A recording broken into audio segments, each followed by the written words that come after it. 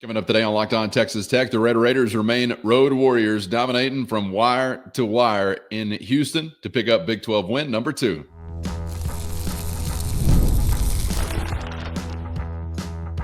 You are Locked On Texas Tech, your daily podcast on the Texas Tech Red Raiders. Part of the Locked On Podcast Network, your team every day. Great to be with you again on Locked On Texas Tech on the Locked On Podcast Network, your team every day, always free and available on YouTube or anywhere you get podcasts. And today's reaction episode brought to you by FanDuel. Right now, new customers can bet only $5, and if your bet wins, you're getting $300 in bonus bets to use across the app. So download the FanDuel app today with the only Chris Level. I'm Casey Cowan. Chris, great to be back with you. Welcome back to God's country, and thank you for packing a win as you return from Houston with another conference road win twice. And it's looking like old hat at this point in time. Red Raiders leave the Jones. No worries. No monkeys on any backs as you handle business and then some in Houston. 35-11. You dispatch of the Cougars. We'll get to a couple different things on that front. Obviously, here today, Chris, another outstanding effort by the Red Raider defense, both up front on the back end as well. You're taking the football away, and it's essentially all good things. Offensively, you put up 35 in somebody else's house, but it involves a very busy day for the field goal kicking room. So we'll get to how we're processing all of that. But Chris, great to see you. You're looking good in that slick white hoodie. It's a victory kind of day in West Texas. Glad you made it back. Tell us about the experience. Well, you know, as you watched the day play out across the country, you just start to get a bit nervous. You've got the bye week thing in the back of your mind. There's chaos going on around you, and you just know it. This sport is maddening at times. It is so rewarding at times. It is you can't take anything for granted, and then you start playing with your food a bit at the beginning of the game, and you're thinking, okay, you're leaving a lot out there, but the crowd was awesome, and the one half of the crowd was awesome, I should say. They heard you. I heard you. It was the tortillas were everywhere. And it's crazy because I think that I watched Texas Tech beat Texas Tech for the better part of a half and even into the second half at times. And yet you come away beating an undefeated team by 24 in their stadium. And you're thinking, God, that wasn't great in some aspects, and you could have done this, you could have done that, and yet a 24-point win on the road in this league. This is kind of uncharted territory, especially when you look at how much was left out there or how many times you screwed it up. You know, with drops, with red zone penalties, just penalties in general. With some a few missed kicks, and yet it was a thump. You thumped them. You know, I mean, you know. Wait, breaking news! This just in, confirmed thumping. Yeah, but that's and we can get into the different aspects of this game, but I think big picture. You handled your business, and I think that you showed how much upside you have when you look at all the variety of things that you screwed up or that you did, and yet again, it's a 24-point win on the road in this league against an undefeated team. And I'll say this about Houston: I had said all along I didn't know if they could score enough points, and they couldn't. But I thought their defense was good, and that's a 18th ranked defense, I think, in the country coming in. I think their scheme is very difficult to play against. It's very frustrating at times. They had some things to do with it, but so much of this was self-inflicted, and you can't settle for three that many times in most scenarios and live to tell about it. but you did on this night. And hey, man, 5-0/2-0 in the league, and away you go. And now you're going to move up in the rankings and things like that. So giddy up, man. I'm here for it. But yeah, we heard you, man. Everybody heard you in Houston. It was glorious. I'd put the powder blues away when the Red Raiders are coming into town. If I was U of H, whoever's in charge of the uniforms down there, because I think they should try it again. Let's try it again. Maybe the third time's the charm. I'm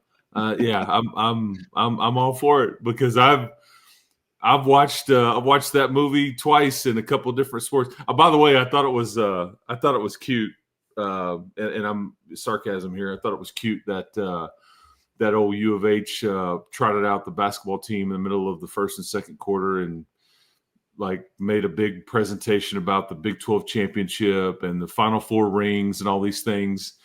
To which, and again, it's a small little jab there, but I'm thinking, I know Texas Tech could have gotten a shot off in the last 30 seconds of a title game. But yeah, that was cute to trot those boys out there. But yeah, man, you leave H-Town a victor once again. So there you go. You think Chris Level may not take this stuff personally? Give me a break. You can't script that kind of petty reaction months after. I'd already forgotten about them not getting a shot off. But yeah. Oh, I didn't. We could have got a shot.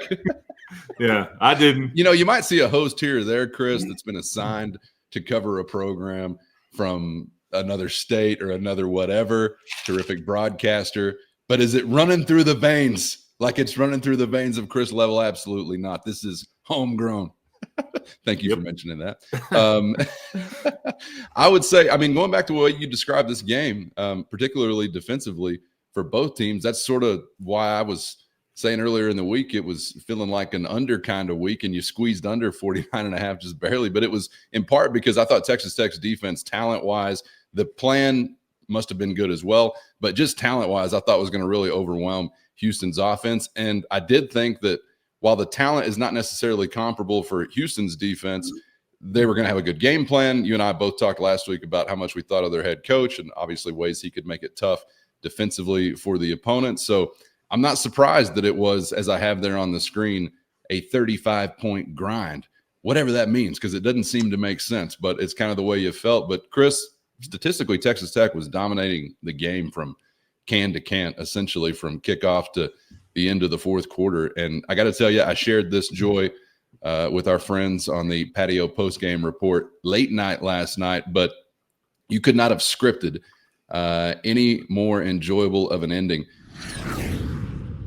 First, today's episode brought to you by Peloton. Peloton shaping the future of fitness with the brand new Peloton Cross-Training Tread Plus, powered by Peloton IQ, their most advanced equipment yet, designed to give you real-time guidance and endless ways to move, whether you're running, lifting, or cross-training with your favorite instructors. I'm talking training reimagined. Peloton is built for breakthroughs with tools that help you plan, stay motivated, and reach your peak performance. And with personalized class recommendations, you're going to stay engaged with workouts tailored to your vibe and energy level each week. So let yourself run, lift, flex, and push forward by exploring the new Peloton Cross-Training Tread Plus today at onepeloton.com. That's ONE Peloton.com.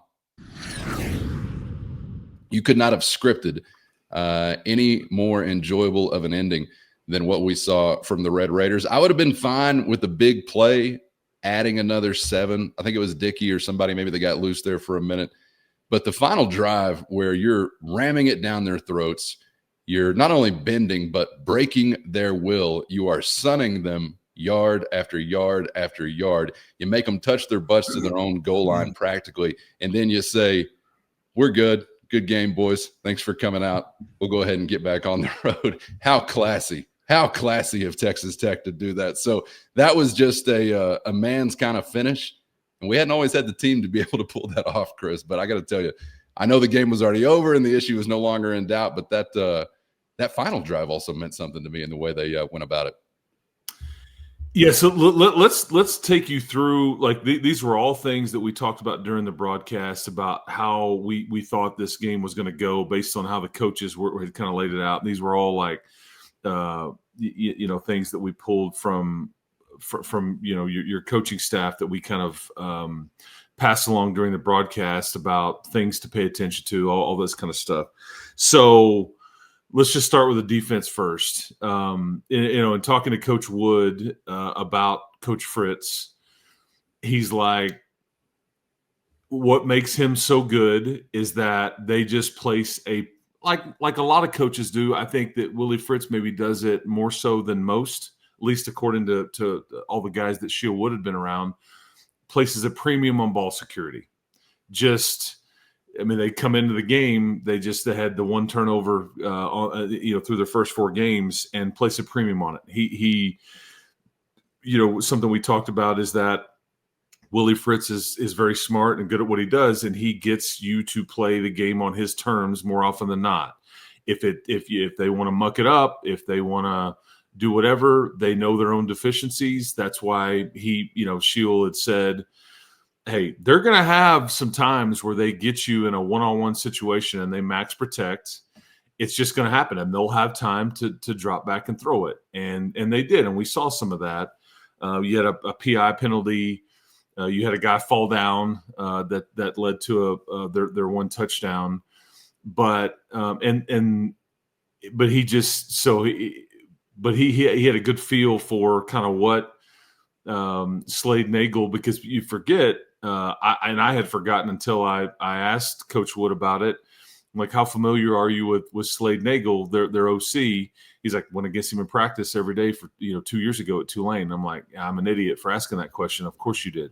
So he said, but it's the same stuff. And they were concerned about the tight end, concerned about their running back, and then obviously Wegman. Okay, so that was kind of and then they had 2 capable guys on the outside that they were just going to take shots to.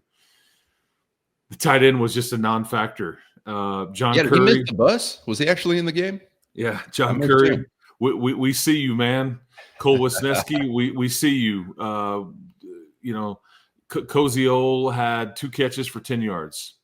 And there was a 4th down play that your man John Curry just boxed him out, and it was an incomplete pass. And I looked up, and I know they watch these shows, but I looked up at Jolie and Lane up there, who were there in the stands. Jolie is John's mom, and I was like, he learned how to rebound and box out from one of the best that played for Coach Sharp back in the day. But so there was that dynamic, and the Dean Connors is somebody that Sheil Wood had gone against the 2 previous seasons. It's just crazy. Once at Tulane and then once at Houston, he had played against Dean Connors. So this was his 3rd time to see this running back, and they knew kind of what he could and could not do. So I think that benefited you, and he was just a non-factor. They just could never run the ball. Your defense is just good. What Jacob – I'm getting ahead of myself here, but like it should be malpractice for trotting out a couple of offensive tackles out there like Houston did. And I tried to tell everybody David Bailey versus Dalton Merriman was a mismatch, and credit Houston's rushing yards for David Bailey getting to the backfield so fast so many times, because it's like a bleep moment, and the quarterback with the backup kid, the Chris kid, he just started taking off because Dalton Merriman just can't even get a hand on David Bailey. Can't even get a hand on him. It's just like he is right there, and Chris just steps up and is like, okay, I'm going to take my 10. You've got to figure that out. You're going to see a lot of that this next week with Jalen Daniels. So there's that side of the ball. And then offensively, for you, so much of this was self-inflicted. But here's what Houston was going to do, and this is what they preached to Barron, which we talked about during the broadcast, is that we have told him repeatedly, don't try to be a hero. Just take what they give you. They kind of play that Iowa State type stuff where they just drop everybody back. And, Mac Leftwich was like, this is going to be a big yards after the catch type game. That's what we're going to have to, we may get a few shots, and I think you hit Caleb Douglas one time down the field. You caught him in a blitz, and you hit Cam Dickey for what ended up being a long pass. But a lot of it was just like they play zone. They just drop everybody. They don't want to get beat deep. They want to make you have to grind it, which is what you've got on the screen. And while it wasn't pretty at times and maybe frustrating at times, this is what they want. I thought Barron took what they gave you repeatedly, or what they gave him, and he didn't turn it over. He probably took a few too many hits. There was a few running plays for him that I don't know if it's miscommunication or if this was the call or if it's a mix-up that it was a bit strange to me. Yeah. That I didn't care for. Was he supposed to give it and he kept it? Was it called? Was it a play bust that somebody missed? I don't know. There was a few of those things that I thought was, but large in part, you had some yards after the catch. You've got some juice. Your running backs, Calvin, like you said, man, you almost have two guys go over 100 yards. I mean, that is, and you, for the second game in a row in somebody else's house, you ran it when you wanted to, and they knew you were going to run it, and you just you hammered it and you hammered it and you hammered it, and that was quite pleasing to me, and I know it was to you. And for the last 7+ minutes, and they were wanting to score a few more points at the end, but Joey was like, "Nope, we're good here. Like we're gonna victory formation it. We're not gonna keep trying to, because you could have tacked on one more at the end when you were in the red zone." But yeah, sorry to ramble. No, no, that's exactly what I said last night. It's very tough to take an ass kicking and then also have to understand a better man gave it to you, helping you up at the end. Good try, boys. Thanks for coming out. I mean, that's tough stuff, and that's wisdom from Joey McGuire. Perfect chef's kiss kind of ending. Offensively, Chris, we all know that it felt like a day of some missed opportunities, but at the end of the day, it's 35 on the board. God bless the leg room for providing some help there as far as Arrington and Belenfant. But I think you also saw clearly some of what it's going to take to really compete on a special level, whether conference championship or even anything beyond. Some of the passes that were dropped, and I'm going to give a little bit more, I guess, of a break to a running back than some wide receivers or a tight end. But, if you really want to take this somewhere it's never been this season, those are just plays that you're going to have in some various moments down the stretch. So I'm sure they are as frustrated as anyone with it. And I'm hoping to see that improve, I guess, in some weeks to come. But I got to tell you, the thing that's standing out to me about this offense so far is just a commitment to the ground game in a way that I don't feel like it has been through various OC eras previously, where it could be kind of tough and maybe a bit of a slugfest for the first 2 quarters, and you don't feel great necessarily about everything, even though I was feeling pretty good about it, I got to be honest, through the first 2 on Saturday. But you stick with it, and you keep chopping the wood, and then eventually hopefully the tree's falling in the fourth quarter. That will to continue to do that, I've appreciated from Coach Leftwich so far, and we've seen it pay off.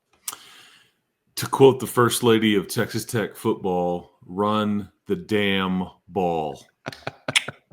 Yep. I see you, Debbie. She's got a hat somewhere. Yeah, there you go. Yeah, there's the button. She's got a hat somewhere that says run the damn ball too. It's like, man, just inject it straight to my veins. Your offensive line continues to get better. This is allowing you to do these things, whereas maybe it hadn't been in a position to be able to do some of that before. But it's just the collection of it is fun to watch. And I wonder, okay, so let's go through these drops. I wonder if that was like the bye week stuff a bit, just being out of rhythm. I don't know. I'm trying to connect dots. Maybe they're there, maybe they're not there. Can we separate Caleb Douglas just for a minute? Because I just feel like he's got such a strange ratio. One of the strangest I've ever seen, Chris, when it comes to ability to get open versus always securing the catch. And so I feel like it's kind of become still a thing for Douglas, just to isolate him for a minute. What do you think? Like, what are you talking about? Just being consistent? Yeah, the drops. He's open.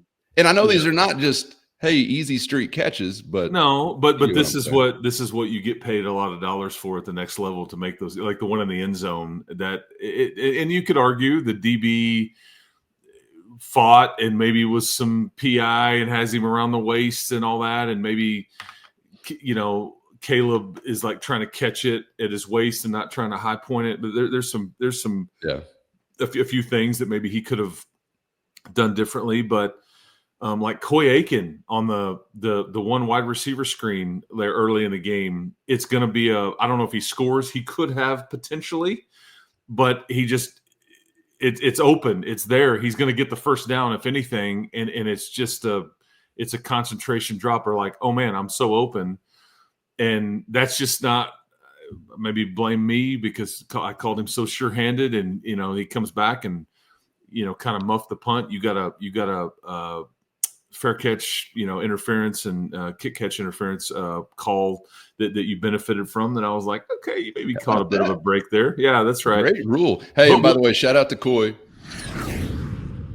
First, today's episode brought to you by Square. Your favorite neighborhood spots run on Square. There are certain businesses that truly make the neighborhood feel like home, whether it's the local sports bar, the coffee shop, or the corner store that's been serving your neighborhood for decades. These are the kind of places that bring people together. And when neighborhood businesses thrive, the whole neighborhood thrives. Square is a proud partner of more than 4 million neighborhood businesses around the world, including some local favorites in the 806 like Shadow Hills Golf Course, The Outdoor Chef, Quarter Ford, Lubbock Welding Supply, Sugar Bakers, and a whole lot more. You can go to square.com/go/lockedoncollege to learn more today. But before you do, go support your favorite local spot. Powered by Square. See you in the neighborhood. First, today's episode brought to you by FanDuel. The NFL season is here, and FanDuel is making sure you're ready for kickoff with a can't-miss offer. Right now, new customers can bet only $5, and if your bet hits, you're getting $300 in bonus bets to use all across the app. Player props, building a same-game parlay, or even jumping in live as the action unfolds. Any way you like it, FanDuel has you covered, and it's quick, easy, and secure every time. Ready to play? Download the FanDuel app now by visiting FanDuel.com to get started. That's FanDuel.com to place your first $5 bet. And by the way, shout out to Coy, who clearly was a little irritated by our show calling him Fair Catch Coy. He decided to bobble one and then also have a big return. Yes, he did. Everything but fair catching. I noted that on the broadcast. I'm like, can't call him Fair Catch Coy anymore. and it was a great return. Yes. But Reggie Virgil dropped an easy pass to him. Terrence Carter, this was the one throw that Barron probably, it was a bit behind him. And, but TC, I think, would probably tell you, I got my hands on it, I should have caught it. But it was the other three, though, these count against Barron's stat line. And, these should have been catches and potentially even touchdowns. But anyway, this is just part of it. Was that bye week stuff? Was it contagious? Was it lack of focus? I don't know. But you're right. These are things you're not going to be able to do that in Tempe, in my opinion. You're not going to be able to get away with some of this and come away with a blowout win in a place like Tempe, Arizona on a Saturday. I just don't envision those scenarios and having to settle for 3 repeatedly. I mean, for you to go 5 of 7 in field goals, that is typically, because that's a school record. You've never made 5 field goals in a game before, and that's in a way, it's kind of like a school record you don't want to break or set, I should say. But this is where you were at, and then some of were you trying to get too cute in the red zone if you're Mac Leftwich with some different personnel groups, and because I see Jason Llewellyn running out there, Daniel Sill running out there, you're going to go big, and then you're kind of, it's a wholesale change, and then it's a false start, and you're trying to do tempo and all. I don't know. I'm sure they would all say we got to be able to do this stuff, but did you outthink yourself a bit? I don't know. I think Coach Leftwich continues to call good games and everything like that. You're just looking for like some of because the penalties are so amplified. I mean, at one point, you're 1st and goal at the 1, and you have to settle for a field goal because of penalties. You back yourself up because of some false starts and penalties. And again, these are just things you can't. This has nothing to do with the opposition, nothing. And yet you just, you're running out of toes to shoot off with your foot there. So you just can't do that. So that's why I say I felt like much of the night we watched Texas Tech just beat the heck out of Texas Tech, and that's what frustrated the head coach as much as anything on this. He's a celebrate all wins, but your best game and your next gear is still out there. I mean, absolutely still out there. And at some point, you're going to put it together and blow up on somebody. And some would argue that you continue to blow up on people, but you just have so much ammunition left in the old chamber there that you're just not emptying the clip. And so that's what was frustrating. But it was a grind, and Houston had something to do with that too. Yeah, no doubt. And boy, howdy, just to think about blasting all these toes off and only getting a 24-point road win.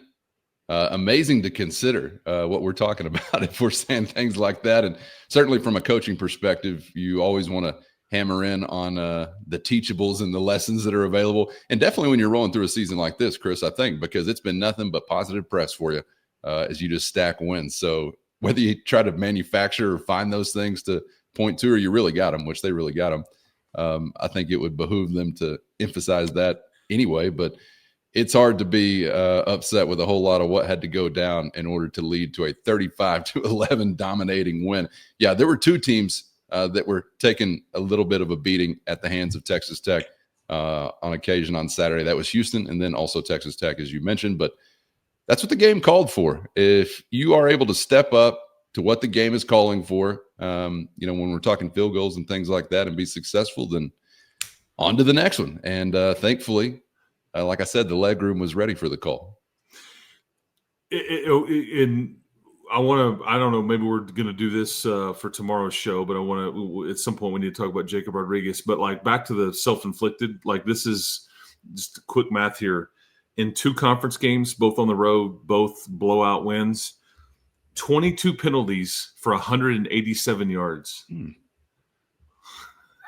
I mean, that's a lot, man. That is a lot. And yet both blowouts, both road wins, but that just shows you how much. And by the way, I know that the rule is the rule. I actually asked for some clarification. It is really maddening to me that you can rip a player's helmet off of him and then he continues to play in the heat of the moment, and yet he gets a penalty. And so the player that committed the ripping off the helmet and the face mask penalty is essentially rewarded. Is quite frustrating to me. I just wanted to mention that. My man Lee Hunter was wronged on this night. Yeah, David Bailey was wronged a couple times on this night. But yeah, I don't know what tennis fans got together to come up with that rule for the game of football, but take a hike. That is idiotic. And it's a safety issue. I completely understand that. Sure. The safetists out there. Hall monitor. But I just have a hard time with this. I mean, it should be slanted. It should not offset. Like to reward a player for ripping a helmet off. Like, whoo! I mean, because this is how much that offensive line got worked. They got embarrassed, dismantled. I tried to tell you how bad your offensive line was last year, all throughout the season. I tried to say average, below average, especially the left side. You witnessed the malpractice that you were trotting out there last year because it was the best you had. And David Bailey and Romello Height, they are full on this Sunday. They are full. They ate well, but no chance those tackles. And so you're just left to like, I'm just going to grasp and hold. I mean, it's almost as if you just get beat so bad that you just turn around and tell your quarterback, hey, man, just run. Just go. Mm-hmm. I got no shot here. But yeah, we're ripping helmets off and all that stuff. Anyway, I digress. But that shouldn't be anything. Absolutely nothing. Thanks for coming up with a rule for something that nobody needed a rule for. Right. I guess like if you're the offensive player committing the hands to the face thing, sure, that's always been sort of a deal. But absolutely idiotic to even have that need to be ruled upon, and would have been one of the great highlights from the game. I mean, I'm thinking about Jason Witten rolling down the field helmetless in Philadelphia once upon a time. You were simpatico. I mentioned this exact same thing on the broadcast. Exactly. Honestly, didn't even know it had changed, Chris. I got to be honest. I'm cussing at the TV until I figure out, oh, my bad. I live in a world that I didn't know was here. Yeah, and they're trying to protect players. And at one point, David Bailey even he points to the official with no helmet on, hey man, he just took what do you want me to do? So there was no penalty there. But my man Lee Hunter, it's just twisted off and ripped off, and he's still kind of his forward momentum, and they're like, oh, you can't do that. Anyway, whatever. And I know that you say they're trying to protect players in a give them a benefit of the doubt kind of way, but the hell with that. If they wanted to be protected, they wouldn't sign up to play football. We didn't ask for the hall monitoring. Take it away. Straight to El Salvador. Okay, Chris. I did want to ask you, because I don't know if we need to spend more time on it or not, just given some of the post-game comments, but I just want to say Jacob Rodriguez is who I want to be when I grow up. He's amazing. Do we have any feel on his health status leaving Houston? Well, that young man is going to play on Sundays. Let's see. We are shooting the gap, swiping legs out. We are picking passes off. We're hurdling people. We're telling the OC, hey man, I used to be a quarterback in high school. Put me in, man. I can fix some of this red zone stuff, man. The couple tackles for loss, the interception, just the IQ, and then when he goes out and he goes to the locker room, I thought, okay, so this was a calf issue. Joey talked about this after the game with me in post game, and then in his post game setting, he could have come back. He's fine. It was a kind of a cramp type scenario. It's not a calf strain or like that, because he actually did come back for a few plays. And then they thought, let's just not mess with this. He's good to go. He did post-game media. You're good there, thankfully, because there's a couple of uh-ohs. Because that's really, to me, that's what this team is going to be about. Can you stay healthy? And it's just a luck thing as much as anything. If you stay healthy, you are going to be a major problem for people all throughout. If you play well, if you play poorly, because there's only a handful of games left where you're going to have to play really well to win or play pretty good and win. There's some games coming up on your schedule mixed in where you can show up and play poorly and still win. It's just the way it's going to go. You're that much better than the opponent. And I can't believe I'm saying this, but this is just the reality of what you have on your team right now compared to what other people have. But when Jacoby Williams is slow to get up, a bit of an ankle, he's just a tough guy to replace if he has to miss any time. Thankfully, he was back. He got his 100 yards. He got his 2 touchdowns. Terrence Carter was another one that kind of limped off a little bit, but he continues to play through it. TC is just a warrior, man. You're not seeing the best version of him right now. Now we're at a shoulder that he's going to have to play through for a period of time. Now you're dealing with an ankle, but he just continues to produce and go out there and no bigger smile from the standpoint of not an exuberant oh yeah, but again last night it's did what we were supposed to, very matter of fact, and he's exhausted, he's hurt. Give him some ibuprofen or whatever else to make him feel better. But big fan of that young man. I was thinking, Chris, when he got dinged up and then was able to continue on. I'm just wondering if I'm going to put him in a Patrick Mahomes category, in that it always seemed like there was something dangling or limping or twisted or whatever. And then boom, all of a sudden he's making a play only he can make. All right, I guess he's okay. But you know what I'm saying? They're those guys that just, and it's probably because of how physical he is. But he can continue to play through the pain. I know it's much easier talked about than actually done. But he will. He will. I just hate it that he doesn't feel good. For him, but because his team needs him and he's really good. And you're not seeing the best version of him right now, because he's a bit limited and playing through it. But you're not getting him down easy, man. and Jacoby same way. And how about our man Cam Dickey? Are we officially ready to like say that it's now we've seen enough that okay, there's no he's legit. He's done it. We had the fumble at the tail end of the game. He got the ball knocked out. That's really the only hiccup I've seen from the young man in 5 games. That and maybe the missed blitz pickup in one of the earlier games was at the very first game against UAPB, I guess it was. Other than that, he's been nails. He's got big plays. He runs behind his pads. He's consistent. He gets you the tough yardage. He's got some wiggle. I mean, it's thumbs up for your 2 backs, man. I think it's been really fun to watch them kind of come into their own here, and again, it's consistency. It's consistency, and they're both rooting for each other, which is what Joey talked about. Like there's no ego on this team.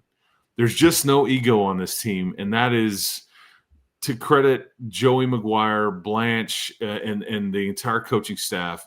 You got a lot of big personalities on this team. You got a lot of guys that are going to play on Sundays, and yet there's just no ego, and there's nobody in their feelings because they didn't get to do this or that. They're all root for each other, and when it spills out onto the field like that, it's a handful for the opposition to deal with. That's great to hear, and I'm glad there's no ego for them because they're leaving it all for us. The ego is running wild across Red Raider Nation. And, I think belief is setting in that you got a chance at least to do something special. We'll see if you're able to get in that rare air. A long way to go still, and I think still your top 2 or 3 as we perceive them, toughest test coming into the Big 12, still laying out there ahead of you. So we'll see how you're able to navigate this moving forward. We got cartoon chickens on deck that we've got to take seriously. I guess it's going to be tough with the cartoon chicken coming to town, but nonetheless, we'll do our best to focus on the task ahead. Want to get with you on some, I guess, quickly shifting sands. Speaking of the Big 12 Conference, the league was a part of some of the chaos that we saw across the nation over the weekend. So on our next episode, I do want to dive into that with you, Chris, and of course some more as we digest what we saw in Houston Saturday night. Appreciate some reaction time from you here today, and we'll see you for the next one. Guns are all the way up on this lovely day, man. 5-0, man. You're like 1 win away from being bowl eligible, but it's funny because like that's the last thing I want to hear about right now. You got much bigger, whales to fry. That term has not even crossed my mind until you just said it. That feels good.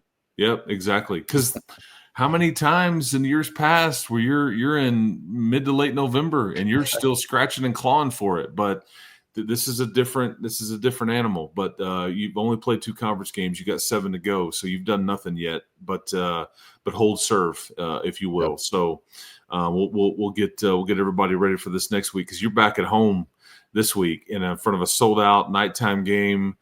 I'm told that there will be a lot of pomp and circumstance in the stadium Saturday night, and can't wait. So I hope that you're there. But thank you to all the people that I said hello to in Houston. You folks are awesome. You are so great to Cowan and I for being a part of this show and the mob. And I hear you. The everydayer term is not lost on me or Cowan. I'm getting it from the stands. I'm getting it walking to the bus after the game. You're the best. All of you guys are. So and gals. So it's just it is an absolute pleasure to be on the ride with all of you. As long as we can take this thing. We're just getting started. Still a long way to go, and maybe the most fun moments still to come if it works out like we are hoping. And the Jones is going to be live on Saturday. So looking forward to being back in the friendly confines. Chris, looking forward to being back with you on the next episode. Hope you all will join us for that out there to kick off your week. Get subscribed on YouTube or anywhere you get podcasts so you never miss a thing. Definitely a big thanks to the everydayers, the all the timers, the round the clockers, the late nighters, the patio post game reporters, and everyone in between. Thank you to the Matador Mob, of course, at our show notes, and find a link to a free 14-day trial if you're interested in joining that crew. That's your direct line to Chris and myself with one-on-one text and straight to your phone. For Chris, I'm Casey. Thanks as always for the time. We hope to see you back for the next round on Locked On Texas Tech.